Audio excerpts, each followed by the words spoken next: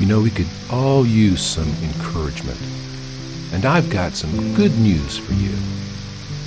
Welcome to 5 Minutes with Mark.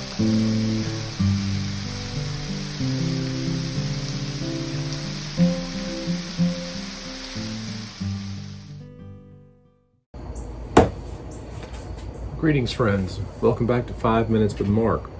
We're in the Gospel of Mark, chapter 11, verse 12.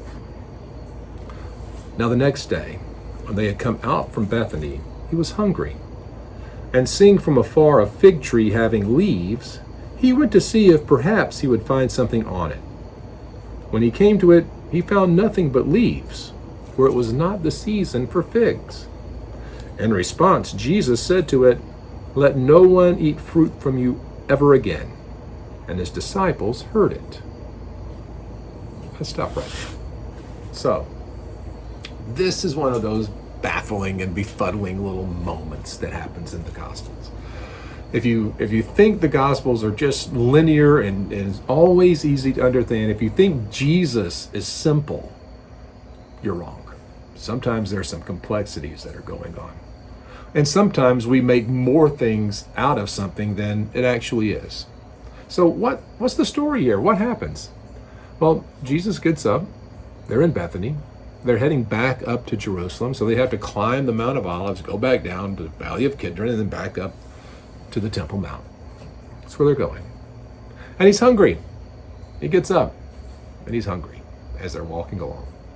And he looks in the distance, and he sees a fig tree. Now it's springtime. We know it's springtime because they're about to have the Passover meal, right? The Passover happens in the spring. We know this. It's based on the lunar calendar. That's how the Jews worked their calendar.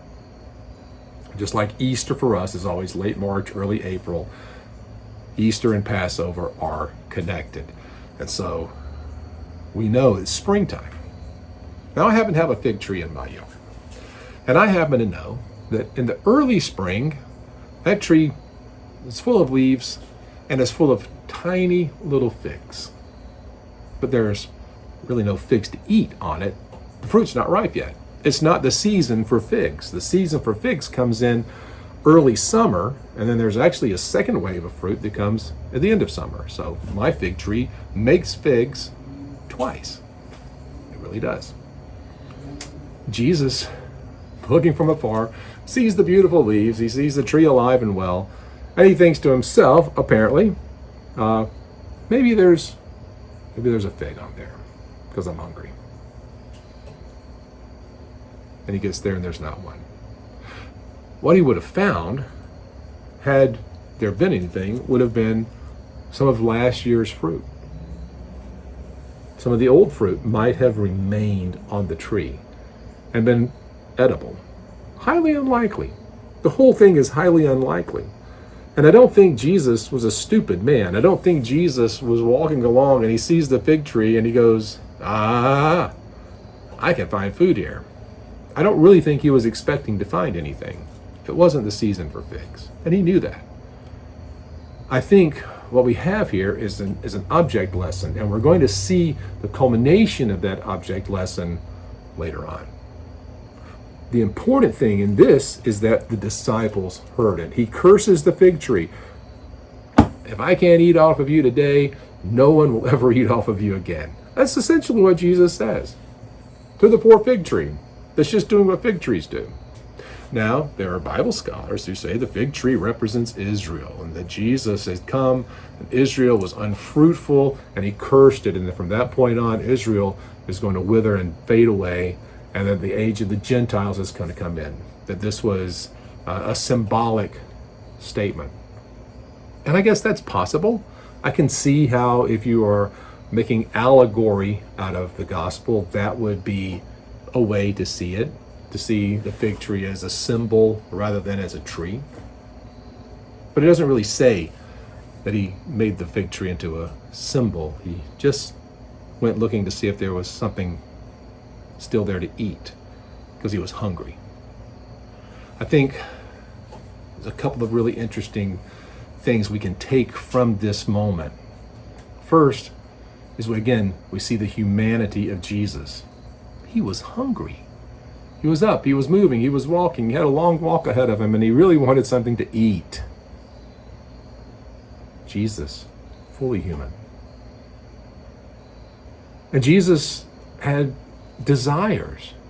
He had hopes. Like any other human being, he saw it, and there was a bit of hopefulness that he had. Well, maybe, perhaps, and that's what it even says. He went to see if perhaps he would find something on it. Maybe just out of sheer luck, there might be something here for me to eat. And he gets there, and there's not, because it's not the right season. It's too early. The tree is leafed out, but it's not ready to be harvested. And in what appears to be a moment of frustration, a hungry Jesus looks at the tree and he goes, no way. If I can't eat, no one will ever eat. Let no one ever eat from you again. And what we're going to find is that the tree is going to wither up and die because it's been cursed by God.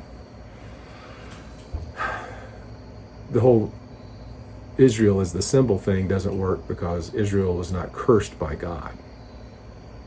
Israel has a very important part to play at the second coming of Christ and the end time prophecies. Israel is still here and is still God's chosen people.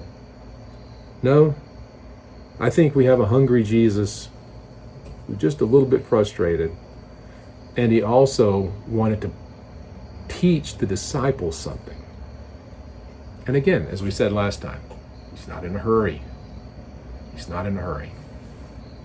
And we know, based on what happens next, he's not in the best mood either. And I think that's something that makes Jesus relatable and makes Jesus understandable for us. He's a little bit angry already. And now he's hungry and angry. And things are only going to get worse before they get better.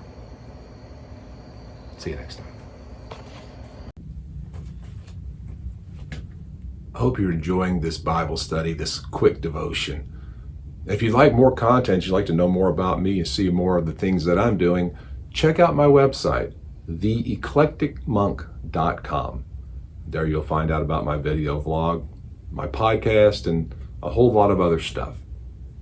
Hope you'll join me there. Thanks.